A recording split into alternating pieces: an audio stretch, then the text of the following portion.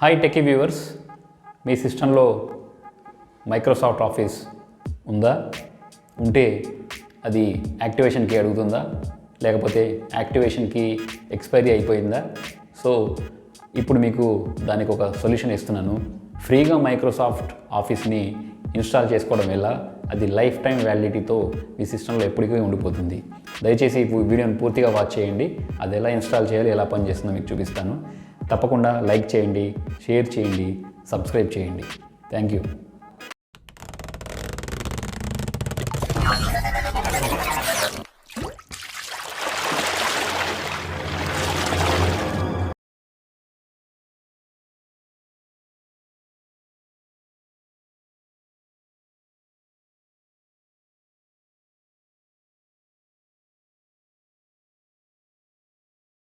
నేను already sign in నాది ఉంది కాబట్టి ఇది సైన్ ఇన్ క్లిక్ చేస్తున్నాను.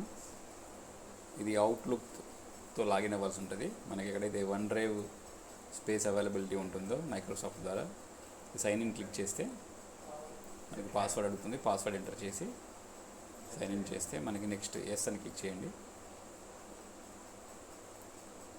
ఇలా వస్తుంది స్క్రీన్. దీంట్లో ఇక్కడ చూడండి, left side Microsoft Word, Excel, తర్వాత పవర్ పాయింట్, అవుట్లుక్, ఈ ఆఫీస్ ప్యాకేజ్ మొత్తం అంతా ఇక్కడ లెఫ్ట్ సైడ్ మనకి కార్నర్లో చూపిస్తుంది. సో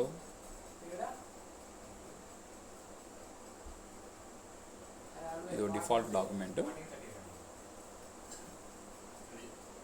సో ఇది వన్ డ్రైవ్తో లింక్ ఉన్న డాక్యుమెంట్ కాబట్టి మనకి అక్కడ అలా చూపించింది. ఇప్పుడు వర్డ్ మీరు సెలెక్ట్ చేయండి.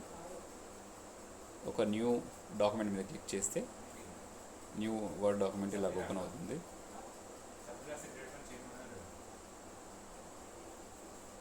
ఇక్కడ మీరు ఫైల్, మీ వర్డ్ ఫైల్ దాంట్లో మీకు కావాల్సిన వర్క్ చేసుకున్న తర్వాత నేను జస్ట్ టెస్టింగ్ కోసం జస్ట్ ఏదో టైప్ చేస్తున్నాను. అలాగే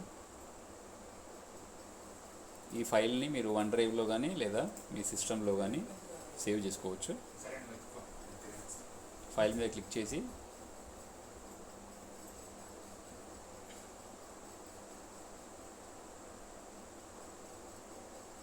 సేవ్ యాజ్ క్లిక్ చేయండి. ఇక్కడ సేవ్ యాజ్ కొడితే వన్ డ్రైవ్లోకి వెళ్తుంది. డౌన్లోడ్ ఏ కాపీ కొడితే మీ సిస్టంలో ఎక్కడైనా ఒక పాత్ సెలెక్ట్ చేసుకొని సేవ్ చేసుకోవచ్చు. Download a copy. ఇప్పుడు మీ సిస్టమ్ ఫోల్డర్స్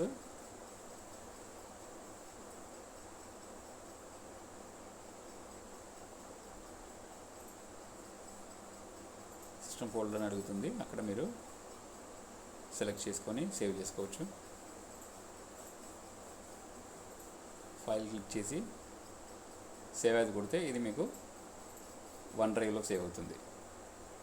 వన్ డ్రైవ్లో ఆల్రెడీ ఇవి ఎగ్జిస్టింగ్ ఫోల్డర్స్, ఏదైనా ఒక ఫోల్డర్లో మీరు సెలెక్ట్ చేసుకొని సెలెక్ట్ అని కొడితే అది అక్కడ సేవ్ అయిపోయి ఉంటుంది.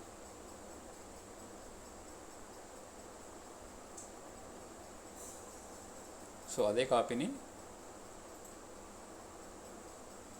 మీరు సిస్టమ్ డ్రైవ్లో కూడా చేసుకోవచ్చు. అలాగే మిగతా ఇది వన్ డ్రైవ్ ఫోల్డర్, ఈ అకౌంట్తో లింక్ ఉంది. ఇందులో ఉన్న ఎగ్జిస్టింగ్ ఫోల్డర్స్ ఇవన్నీ ఇందులో ఆల్రెడీ